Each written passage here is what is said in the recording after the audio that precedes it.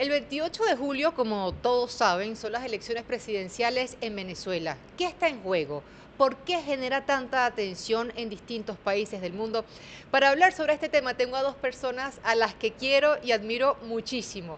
Me acompaña, por un lado, Judith Valencia. Judith Valencia es una gran pensadora venezolana, profesora universitaria, pero principalmente una gran e histórica luchadora de este país.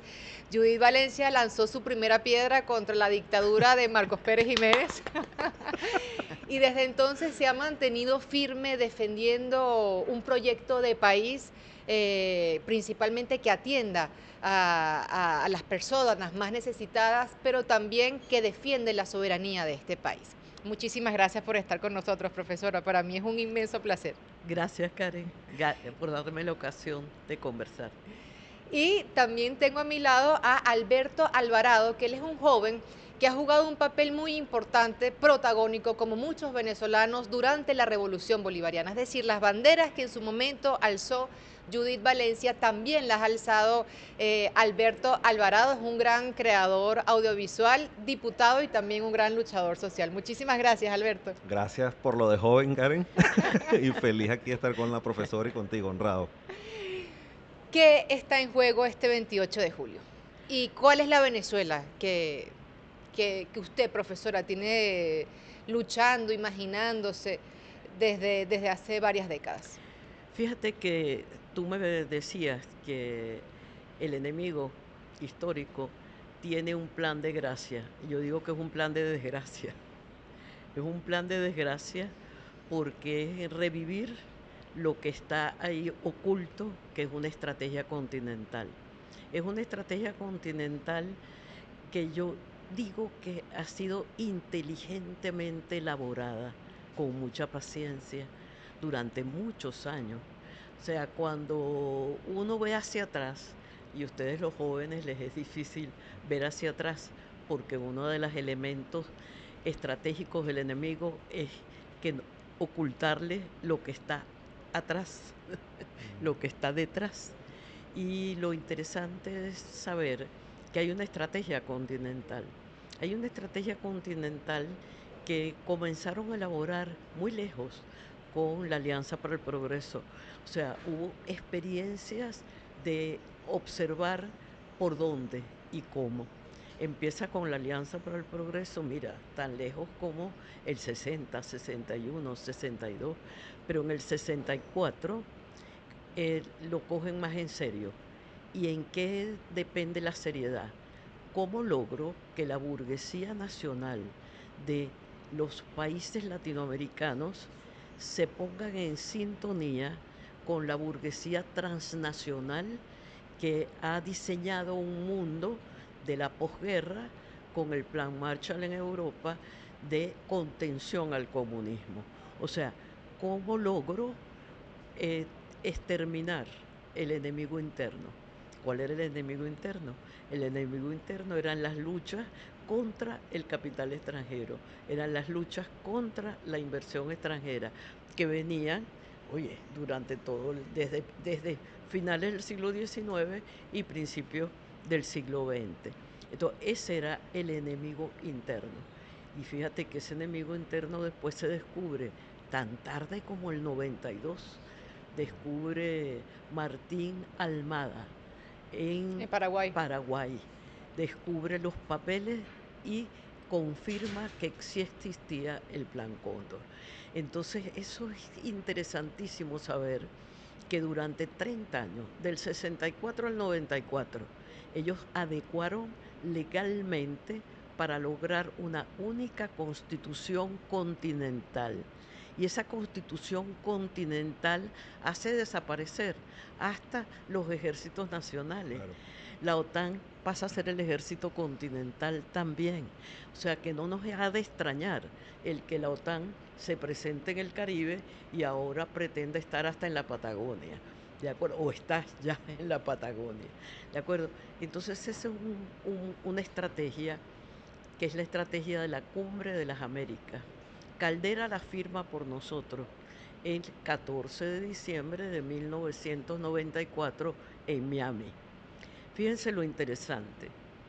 Venía, y todavía se recuerda, la política del panamericanismo. La política del panamericanismo cumple 10 conferencias, pero nadie recuerda que en la 10ª conferencia, que fue en marzo de 1954, en la sede del edificio rojo de la Universidad Central de Venezuela, firman y adecúan una doctrina anticomunista. O sea, la Organización de Estados Americanos en su 10ª conferencia aprueba una doctrina anticomunista que le permite legalizar el exterminio del enemigo interno. Y esas son cosas que están ocultas. Ustedes los jóvenes han de destapar todo eso que está en los baúles de los abuelos. ¿Tú qué reflexión haces, Alberto, cuando escuchas a la profesora Judy Mira, y justo en un momento en el que estamos que pareciera que como que nada de esto ha pasado, ¿no? Hay gente que se plantea como que borrón y cuenta nueva. efectivamente. Mira, primero, tú sabes que yo produzco unos contenidos, valga la cuña, Exacto, esto que no es se un llama misil. Esto no es un misil. Y la profesora Judy me ha dado como 6 capítulos. Sí. Y eso, arranco con eso, ¿no? Evidencia la diferencia sustancial entre dos planes culturales, lo que significa la revolución bolivariana y lo que significa el plan global que tú bien descubres. El rol del abuelo y la abuela, ¿no? O sea, fíjate, escucha a Judy. Porque a ellos no les Importantísimo. interesa, ¿por qué para el capitalismo el abuelo y la abuela es mercancía en desuso? Pues explico, Sí. porque a ellos no les interesa el conocimiento de una abuela, Hay que depositarlo, le interesaba era su energía, su fuerza, para sacársela, quitársela todo y después, listo, te me vas. Pero usted no va a venir aquí a decirme cuáles son mis planes porque los estudiaste todo ese tiempo. Para nosotros es fundamental escucharlos a ellos, escucharla a ella. Porque nos pone los pies en la tierra y nos hace entender que de dónde venimos y que esto no empezó cuando nacimos, ¿cierto? Ahora bien, te tengo una mala noticia, no soy tan joven. Yo tampoco, pero Yo cuando me lo soy, dicen me lo yo, creo, tranquilo. yo soy de los 80 Yo también. y conecto con lo que tú estás diciendo para hablar un poco de la disputa real en la que estamos. Yo vengo de una generación en la que no existían los teléfonos, los celulares, digamos, los smartphones que llaman, y el centro del hogar venezolano era el televisor, ¿no? Y por esos televisores, los grupos empresariales que eran dueños de medios nos hacían consumir un modelo de sociedad a que nos acostumbraron a ver. Y que en ese momento nosotros éramos muy ingenuos consumiéndolo. Y yo me pongo a pensar, ¿no? ¿Cómo era la imagen que nos proyectaban a nosotros como pueblo en esas pantallas? Y yo les voy a describir varias cosas que recuerdo, ¿no? A través de sus programas de humor que veíamos nosotros todas las noches riéndonos ingenuamente, era el pobre dando lástima, el pobre ridiculizado, ¿sabes? Yo me acuerdo de todos estos comediantes que hoy en día se lucran en Miami, tienen fundaciones, lo que se construyeron fueron haciendo comedia con la pobreza. Fue simplemente eso. Y también tirándole piedra al gobierno de turno para que en lo que dice la profesora Judy, que eran los planes de desmantelar el Estado, nunca el culpable fuera ese poder sin rostro que son los grupos empresariales y las transnacionales, sino la clase política que estaban sacrificando ahí y nosotros los pobres como, bueno, como vistos como simple carne de cañón, un pueblo doméstico. Las novelas, ¿cómo eran? ¿Cómo era visto el pueblo venezolano en la novela? Una muchacha doméstica esperando a su príncipe azul de la alta burguesía que lo viera y la probara para entonces ser gente, ¿no?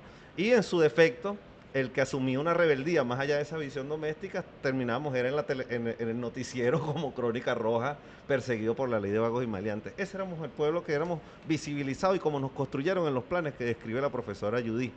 Un pueblo domesticado que no éramos una amenaza, por eso nosotros en los 80 y los 90 no éramos una amenaza para los factores de Estados Unidos. La somos ahorita, ¿por qué?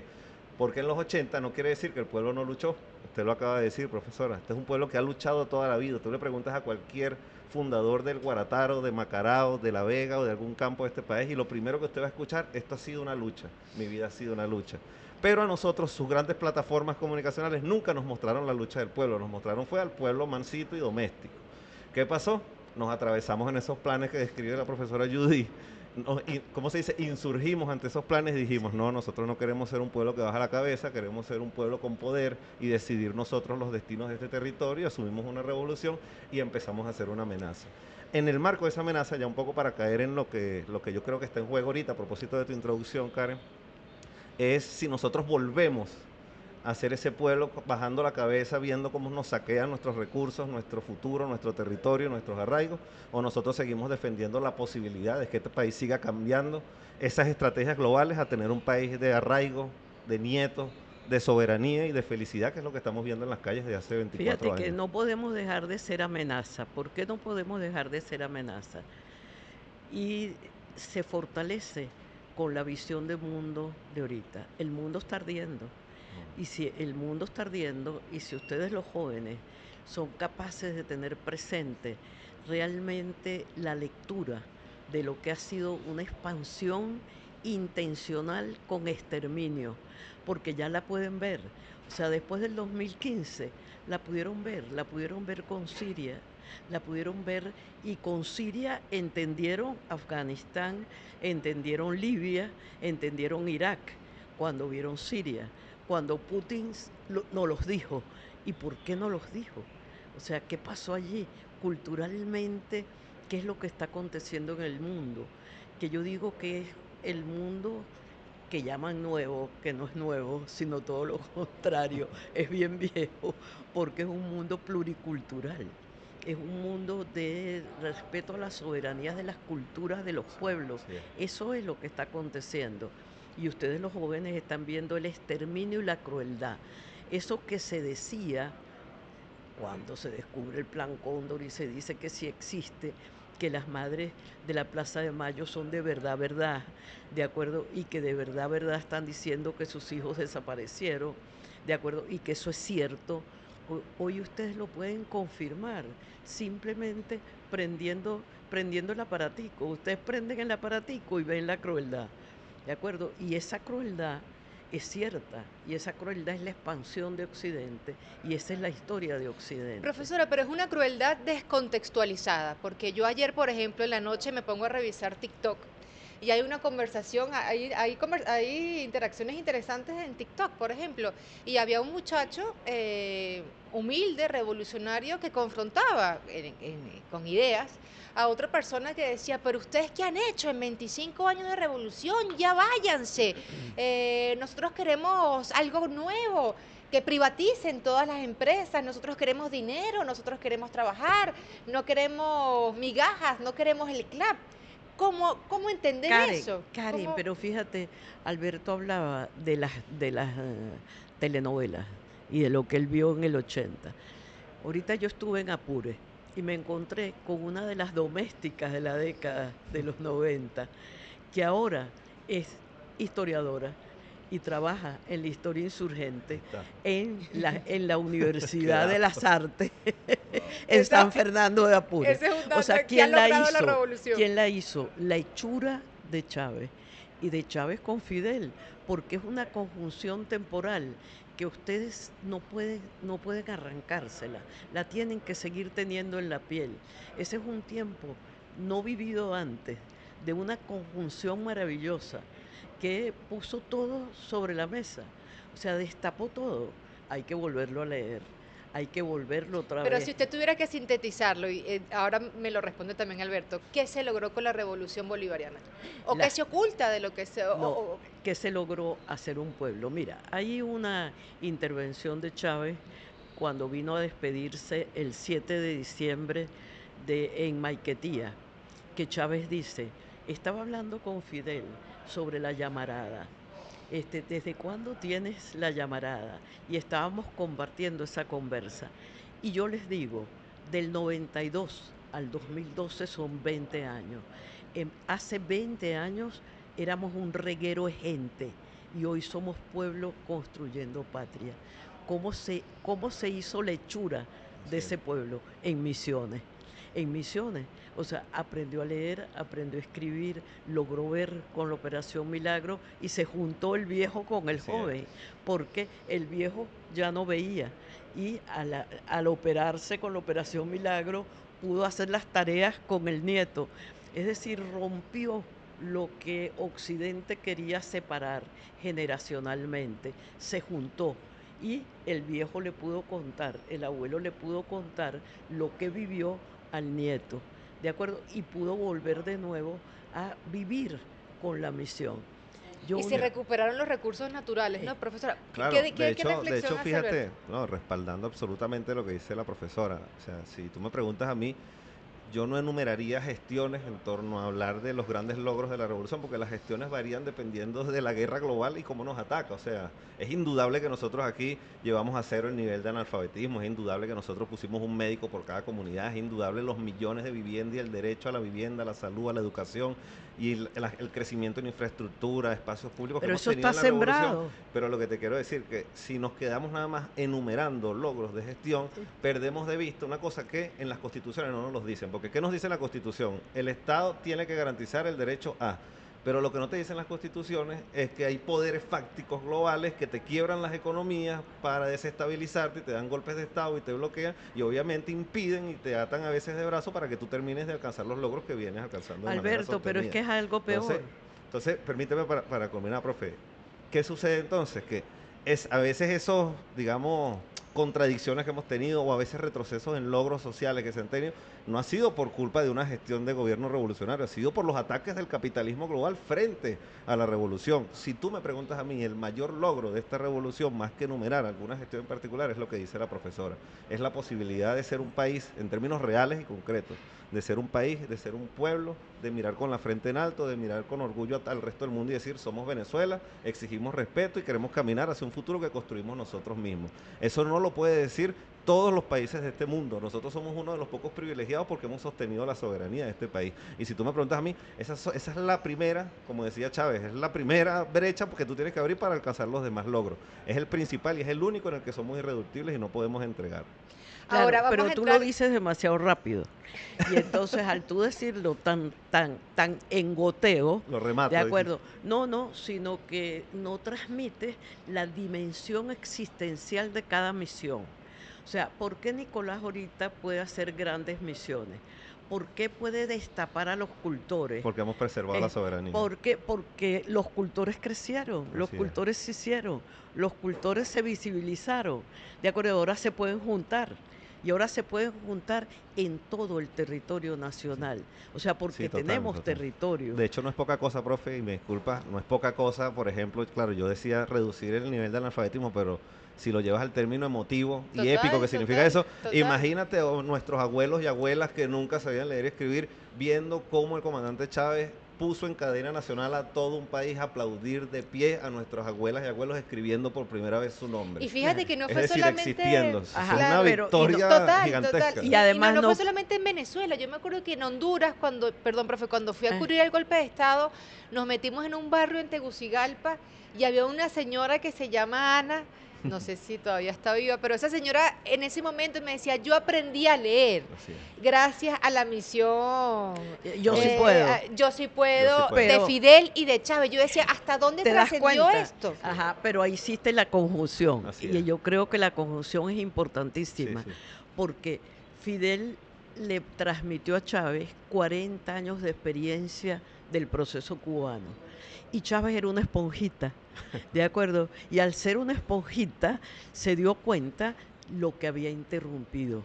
O sea, él se percata de lo que interrumpió cuando la contrarrevolución es capaz de dar el golpe, o sea, de matar a su propia gente, de poner francotiradores, o sea, ahí es cuando Chávez realmente Sabiendo lo que enfrentamos.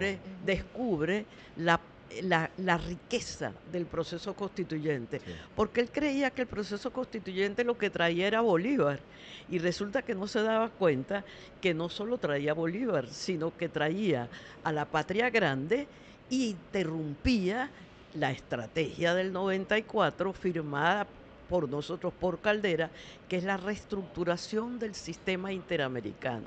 En la reestructuración del sistema interamericano, que es la estrategia enemiga, es la estrategia de, yo diría, enemiga y también poco entendida hasta por la propia izquierda progresista. La izquierda progresista le sigue pidiendo al capital que le dé, o sea, que le dé salud, que le dé educación, pero diablo, si tú eres inútil, o sea, ¿para qué te voy a dar? Si lo que Sí. quiero es que desaparezca, o sea, que no estés más, Hay, ¿de acuerdo? hay dos argumentos que no quiero dejar en el aire, que Ujú. mencionaron ambas. Uno, lo que decías tú, eso de que nos quieren vender lo nuevo como la privatización. Es Ujú, decir, ujú. ahora ser de derecha es ser rebelde. Sí, sí, sí, Imagínate sí. cómo ellos logran embestir todos sus trajes coloniales enquilosados en fachadas nuevas. Ahí está Milei, por poner un Ujú. ejemplo concreto y que está ahorita. Y tú ves cómo ya él prácticamente acaba de dar un discurso donde decía que bueno, si la gente no es boba, la gente cuando se esté muriendo de hambre, la gente va a buscar manera de resolver y nadie tiene que atravesarse. Es decir, como quitándole el sentido que tienen los estados-nación para regular un poco las desigualdades sociales que ha generado el capitalismo. Él simplemente dice, cuando la gente se muera de hambre, resolverá. Sálvese quien Bueno, pueda. dime tú si eso es lo nuevo, eso no es lo nuevo, o sea, ahí está 20 años, o sea, en lo que nos atravesamos nosotros hace 20 años y ahí está un proyecto de hace 100 años de desmantelamiento de los Estados-naciones, una cosa súper colonial, súper esclavista que ya nosotros superamos hace 2 siglos en estos territorios. Entonces, eso de que lo nuevo es la privatización y todo eso que ellos venden, y mire, son simples fachadas, simples envases rebeldes para seguir vendiéndonos lo viejo con los que nos estuvieron colonizando y poniéndonos grilletes a nosotros. Ahora bien, creo yo que ha mutado un poco el enemigo a la hora de vestirse. Y voy a caer nuevamente en mi ley. Fíjate que ellos antes de ese proyecto, profesora, que usted decía de exterminio de las culturas, de los pueblos, antes ellos, yo me acuerdo cuando Obama, o sea, lo camuflaban, ¿sabes? En discursos multiculturales, incluyentes. Obama, oh, un negro, se va a hacer del poder de la Casa Blanca, ahora sí el mundo va a cambiar. Y cuando tú viniste a ver lo que fueron unas formas agresivas, bélicas que él desarrolló, pero obviamente bajo una mampara de Yes We Can y sí se puede, y el mundo y Estados Unidos sigue siendo la tierra de las libertades. Pareciera que ya esos discursos de ellos de fachada se han venido abajo y ahora estamos viviendo una era de enfrentamiento a secas, o sea, ya ellos ni siquiera esconden el exterminio. Antes por lo menos lo pretendían justificar y nos entretenían con cositas para que no lo viéramos. Ahorita nos los ponen de frente y nos dicen, sí, estamos exterminando y sí que la gente se tiene que morir de hambre, que se muera, pero el camino es este y hay que eliminar los estados y que los pobres, si no pueden, los más débiles, bueno, tendrán que ser sacrificados. Y te lo dicen por la calle del medio. O sea, yo creo que ahorita eso tiene un rasgo positivo, que es que se caen muchos velos de falsedad, Es pero que eso es lo que te el riesgo decía. es que se nos naturalice esa idea de ver el Claro, mundo a ese La claro. nivel. crueldad se develó. Así es, Ya no son pocos los que piensan y dicen que esa expansión es cruel, sino que ya se develó, ya está ahí, ya nos alcanzó, así es. ya el futuro nos alcanzó. Pero también parece que ellos perdieron, como dice Alberto y también como ha mencionado usted, profesora,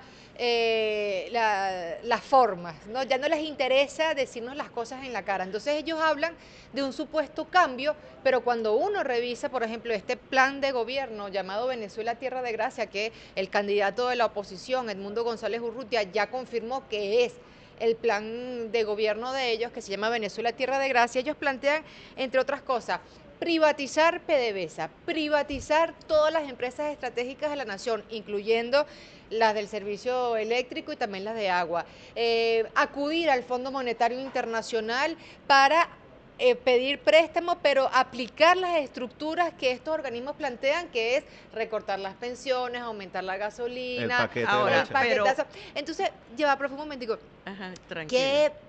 que, cómo hacerle entender a la gente que esto no es un paso hacia el futuro, sino hacia el Mi pasado. Por amor, ejemplo, es recordemos, desempolvando la estrategia que existe, que está firmada, que existen los papeles, que existen los documentos, que existen los discursos de esa época. Los discursos de Gumersindo son maravillosos, los entonces no, la discursos de propuesta Carlos de ella, Andrés ¿qué le diría son usted a los maravillosos. jóvenes? Esta propuesta, ¿qué va a traer? ¿O qué provocó ya en Venezuela, por ejemplo, en el 89? Es que no, ¿qué hicieron?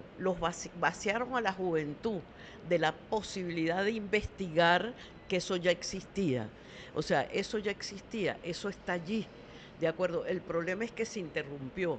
Lo interrumpió Venezuela con su proceso constituyente, pero para más, lo contagió.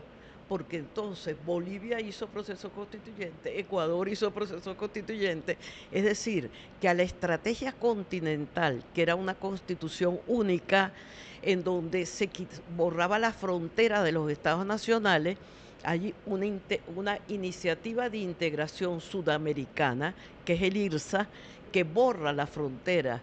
Nosotros no tenemos Esequibo, no, eso es el macizo guayanés y está en el plan del IRSA. El macizo guayanés le quita un pedazo a Venezuela, otro el plan andino, y Venezuela queda simplemente con el centro y la llanura. O sea, y eso está, eso existe. Tú le haces clic y preguntas IRSA y te aparece el plan y te aparece, ¿quién te aparece? Fernando Enrique Cardoso. ¿Y quién te aparece? Celso Amorín. ¿Y dónde están Celso Amorín y Fernando Enrique Cardoso? Haciendo gobierno con Lula. Entonces entiendes el retorno. O sea, ¿cómo pudieron retornar? O sea, desaparecido Chávez y Fidel retornan. ¿Con quiénes retornan? Entonces los personajes del retorno en el progresismo están allí. Y eso es lo que la diferencia nuestra revolución del progresismo.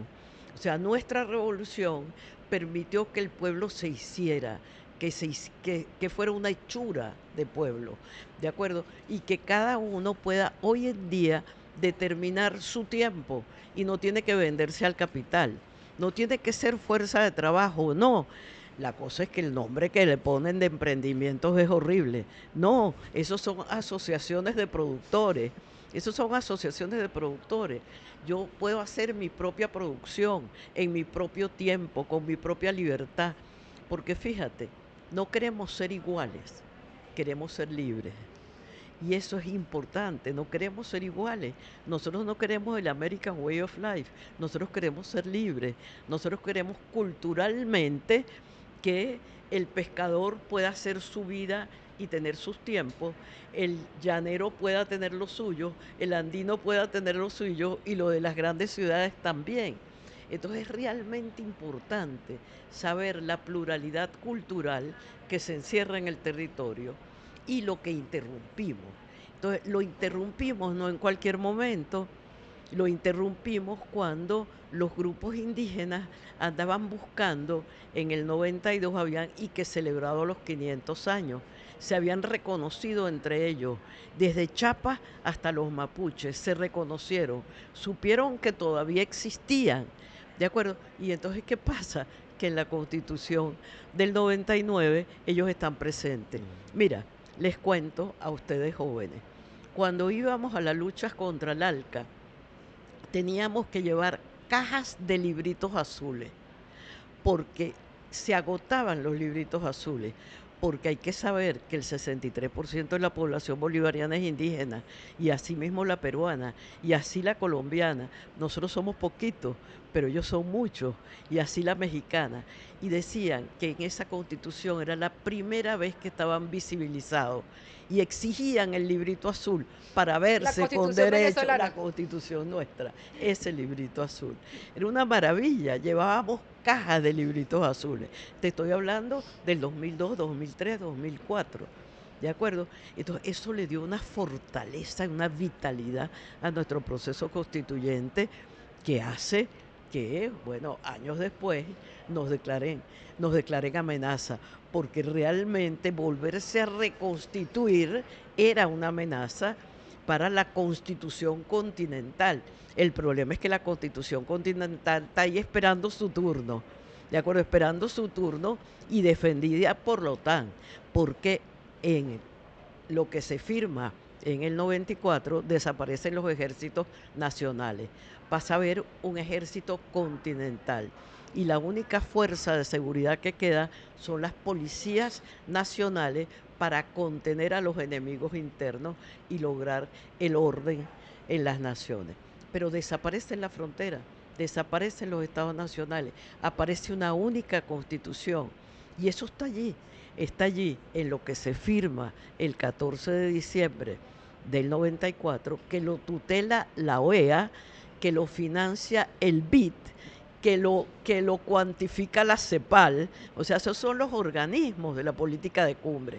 Entonces, si los jóvenes no indagan en el baúl de los recuerdos, en el baúl de lo que ahí está, ¿de acuerdo? Y además saben y le suman que la Organización de Estados Americanos tiene una doctrina anticomunista.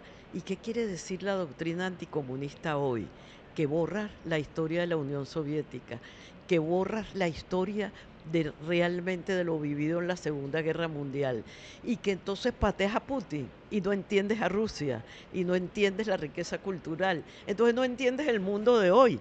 Entonces esa crueldad que te muestran, no ves cuál es el fondo y cómo es una estrategia que tiene tiempo y que hay que interrumpirla. Apostemos por la privatización de PDVSA porque haya habido corrupción. Fíjate, yo creo que poco en la onda de lo que también dice la profesora. Nosotros tenemos que buscar la manera de graficar cómo eso que se vende de futuro no es más que viejas estrategias del pasado. Y lo otro que te diría es que, ¿qué sucede con nuestra juventud? Es una juventud que nació en revolución, entonces no tienen como otros referentes. Entonces le dicen cambio y cree que cambio es salir de esto a costa de lo que sea o frente a lo que sea si tienen alguna molestia o incomodidad o les desagrada algo de la política o del gobierno. Pero lo que también hay que referenciar a nuestra juventud es que esa propuesta de privatización, que ellos la quieren legalizar y legitimar, es lo que de facto han venido haciendo con el bloqueo. O sea, nosotros precisamente, ya que esta juventud hoy en día tuvo una infancia sana y comió bien y estudió y es lo que es ahorita porque nacieron en revolución. Cuando nosotros confrontamos esa idea de privatización y como no pudieron ganarnos por los votos en la estrategia de ellos de privatizar, crearon la estrategia de bloqueo para privatizar de facto los recursos nuestros. Es decir, no quiere decir que la privatización ellos no lo han vivido. Precisamente lo que ellos están viviendo ahorita y los golpes que ellos han tenido como juventud ha sido por la privatización de nuestros recursos de manera de facto que lo han hecho desde el año 2015 cuando se montaron en la Asamblea para bloquear este país y quebrar todo lo que nosotros hicimos público. Entonces, la mejor opción y el mejor aliado que tiene una juventud para seguir levantándose en este país sigue siendo reforzar lo público y reforzar el Estado, porque así crecieron y gracias a eso es que ellos lograron criarse en un Estado y un país sano. ¿Qué te diría yo también además? Mira, yo estuve hablando de la juventud. Yo llevé a mi hija como papá alcahueta al concierto de Neutro Chori en el Poliedro, eso fue el fin de semana pasado. Y más allá de los datos de rebeldía y cosas de las canciones que pueden a veces no gustarnos o lo que sea, me pareció muy simpático que ahí tuvo de invitado a Capela, que es otro maravilloso rapero de aquí, Servando y Florentino, que todos sabemos quiénes son esos muchachos, y el público como tal. Hubo todo un concepto y una narrativa en el concierto de apostar a Venezuela, de creer en Venezuela, de desarrollar la industria musical venezolana. Y decía Neutro celebrando, es la primera vez que un rapero llena el Poliedro de Caracas, un rapero venezolano. Es decir, acabamos con ese mito que decía que nadie es profeta en su tierra. Neutro logró convocar al público venezolano porque nosotros nos acostumbraron siempre a que el artista de afuera era mejor que el nuestro. A mí me está diciendo eso y me está dando datos de esperanza también. O sea, que frente a la amenaza de una juventud que puede que no vea la historia, si logramos dar esos datos de conciencia, hay un dato cultural que el chavismo le dio a estas nuevas generaciones, que es querer a su país, que es apostar a su país, que no es creer en el Miami está barato, dame dos que nos promovieron a las generaciones de los 70 y los 80, que es que lo venezolano vale la pena, es fabuloso y que sabroso fuera vivir en Venezuela y crecer en Venezuela. Y yo creo que ahí de eso tenemos que agarrarnos nosotros para que a través de la gran misión Venezuela Joven y miles de frentes, alternativas y cosas que se creen, se apueste a eso. Porque es que la guerra no es por un cargo, ni siquiera por Maduro, la guerra es contra el arraigo del ser venezolano. O sea, es que Claro, tú, a ti claro, te da claro. igual estar aquí como estar en Es cualquier contra otro la lugar del amenaza, país. es contra la amenaza. Y si nosotros fortalecemos el arraigo de la juventud, ya tenemos un paso ganadísimo. Y yo creo que estamos dando paso en eso y la juventud venezolana tiene mucho que dar, no solo es motivo de preocupación, yo creo que sí es un motivo de esperanza. Ya para ir Y cerrando. por eso es por eso es que somos amenaza. Claro. Porque eso el enemigo lo presiente, lo siente, Y le fastidia, le sabe que está incomoda. allí, uy, le estorba. Y hay otra cosa que, ya para cerrar, al enemigo, bueno, o sea, las personas que adversan, los poderes que adversan a la revolución bolivariana y que han apostado por acabar con ella, le molesta mucho el papel que ha tenido Venezuela en el mundo. Estas elecciones, ¿qué se está jugando las causas de la humanidad con estas elecciones? ¿Qué podría pasar? ¿Qué impacto podría tener? Fíjate, yo creo que aquí vuelve de nuevo al hecho de que la juventud tiene que meterse a hacer la lectura de la estrategia mundial. Porque eso así, de que aparecieron los BRICS y ahora nos vamos por ahí. Apareció esto y nos vamos por allá. No, tenemos que hacer una lectura para dar paso firme. Y además, profesora, discúlpeme que hace pocos días salió una carta de María Corina Machado pidiéndole Sí. al primer ministro de Israel, Terrible, Benjamín hermano. Sí, Netanyahu, que horrible. interviniera militarmente en Espantoso, Venezuela, un increíble. gobierno que ha exterminado al pueblo palestino, no solamente en los últimos meses, desde octubre hasta ahora, cometiendo crímenes de guerra y de lesa humanidad, sino desde hace muchísimos años, desde hace varias décadas. ¿Qué está en juego en Venezuela internacionalmente Es también? que fíjate que internacionalmente lo que está aconteciendo es que si tú no haces una lectura de que esas estrategias venían siendo y que hoy lo que hacen es que se develan y se develan como crueles, entonces no entiendes. Porque crees que el 7 de octubre fue el día en que empezó Israel a exterminar palestinos y no sabe. Pero no, si ya Israel había planteado que los palestinos tenían que dejar Gaza, porque Gaza va a ser un gran punto comercial de intercambio mediterráneo, y ese plan está allí, y esa estrategia está allí, así como está la estrategia del 94 de la continental nuestra, está la estrategia también de que tienen que desocupar ese territorio, o sea, que se tienen que ir por otra parte. Pero entonces, ¿cuál sería el impacto en el mundo de con lo que pudiera ocurrir aquí en Venezuela? La fortaleza, pero si nosotros no celebramos la amenaza, si no nos asustamos de ser amenaza, Perdimos. entonces es terrible, perdemos Sí, todo. excelente, ¿De acuerdo? excelente. Nosotros tenemos que celebrar la amenaza. Yo celebraría a Trump. Yo celebraría, claro, porque Trump no esconde, no es hipócrita, lo dice, ¿de acuerdo? Y entonces lo más bien lo celebraría, lo festejaría, ¿de acuerdo? Que no nos los esconde, nos dice, tenemos que acabar con ustedes. Eso es importante, que nosotros celebremos ser amenaza, celebremos ser esa fortaleza, celebremos no solo de haber tenido a Bolívar, no, sino de haber vivido esa conjunción Fidel Chávez, de acuerdo, que potenció toda esa cultura caribe, esa cultura latina, ese sabor de soberano, de libertario, ¿de acuerdo? Eso, de pirata libertario Wow. del Caribe, ¿de acuerdo? Es importante. Hay unos discursos de Chávez sobre Calibán, sobre el Caribe, sobre el petróleo, con Petrocaribe, que es una maravilla. Entonces, esas son las cosas que hay que buscar en el baúl, ¿de acuerdo? Y sacar para potenciar eso y enrostrárselo a aquellos que piensan que ya vaciaron a la juventud de sabiduría y no, la juventud tiene una gran fuerza y lo que le falta son argumentos Datos, para elementos. claro, datos de argumentos para convencer al que tienen al lado. Sí. Claro. ¿Y tú qué mensaje le mandarías a los pueblos del mundo sobre lo que se está jugando ahora en Venezuela y qué podría pasar si realmente en algún momento llegara a caer la revolución bolivariana? Mira, eso es impensable, eso es negado, eso no existe. Mira, yo creo, me acuerdo mucho, siempre, es un misil que tengo por ahí, lo voy a develar aquí, que yo me acuerdo cuando Chávez lanzó la campaña de Maíz Santa, de la batalla de Santa Inés, ¿te acuerdan de Florentino y el Diablo? De Ay, ese poema de qué Alberto Ardila maravilla. Torrealba. Es un discurso Yo me que hay pongo a que indagar, repetir. yo me pongo a indagar de manera semiótica la canción de Florentino y el Diablo, y tú te das cuenta que ¿cómo vence Florentino el Diablo? Ah, profesora. ¿Cómo ves? Resistiendo hasta que amanece.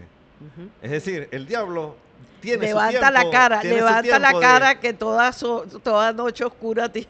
el diablo tiene su tiempo de vencimiento. El Sí, capitalismo sí. se está mordiendo la cola. Sus contradicciones ya no dan para más. Está en sus estertores de la historia. No puede ver el sol. Nosotros, ¿qué nos queda a los pueblos del mundo? Resistir hasta que él caiga. Y mientras resistimos y él cae, avanzar en construir los modelos políticos, económicos, sociales y Ocupar el culturales territorio. alternativos, porque el Así vacío de es. poder no existe. Hay que definir después del capitalismo qué es.